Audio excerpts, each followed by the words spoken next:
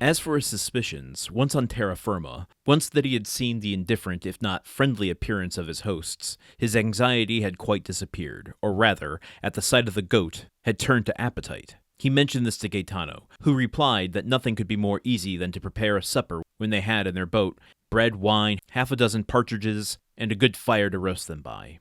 Besides, added he, if the smell of their roast meat tempts you, I will go and offer them 2 of our birds for a slice.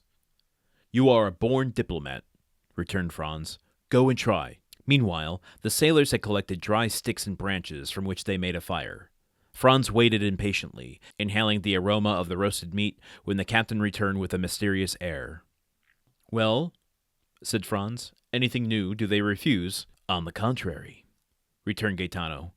The chief, who has told you were a young Frenchman, invites you to sup with him. Well, observed Franz, this chief is very polite, and I see no objection. The more so as I bring my share of the supper. Oh, it is not that. He has plenty and to spare for supper.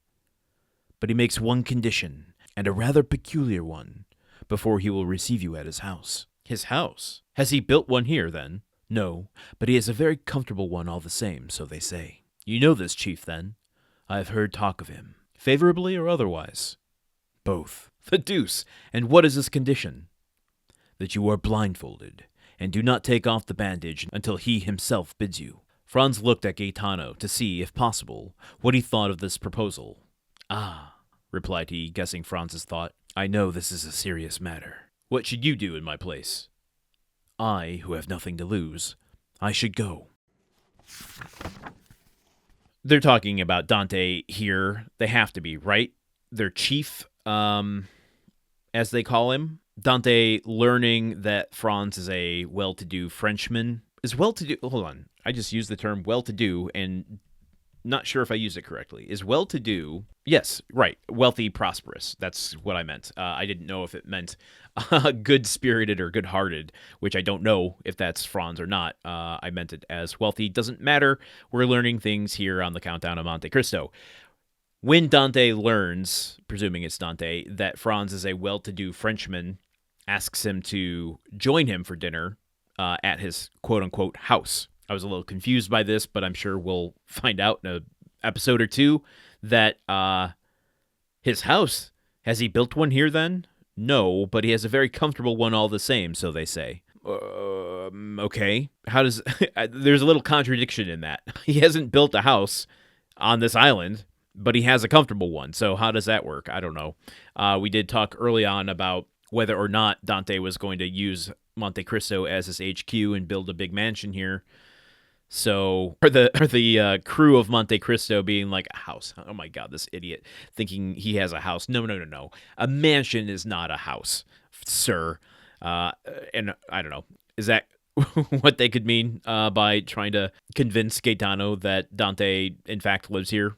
And has a very comfortable home, maybe? I don't know. We'll find out. But lastly, I want to talk a little bit about this condition that Dante, presumably, is asking Franz to do in order to meet with him. What is the condition? That you are blindfolded and do not take off the bandage until he himself bids you. Okay? I'm just going to go out on a limb and say this for good or ill, probably. If you can avoid it, if it's your choice, don't go somewhere where you have to be blindfolded to get there. Maybe it's gonna just have an immediate wow factor for you when you take that blindfold off. Maybe.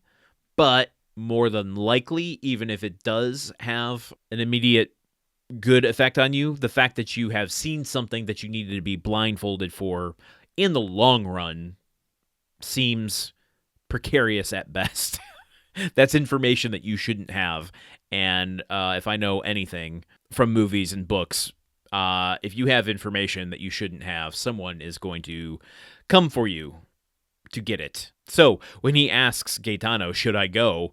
And Gaetano's like, well, I don't have anything to lose. I would go. Will Franz actually take up this condition to go? Obviously, he's going to, because we have to move the story forward. But what is his reaction to it going to be?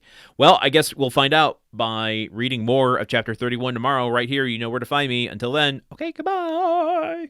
The Countdown of Monte Cristo is part of the Gruntwork Podcast Network. This show is produced, edited, and hosted by Landon Solano. The original text of The Count of Monte Cristo by Alexander Dumas. Theme song by Magic Solo. If you want to support the show and others like it, visit patreon.com/gruntworkpod. Thank you for listening. See you tomorrow.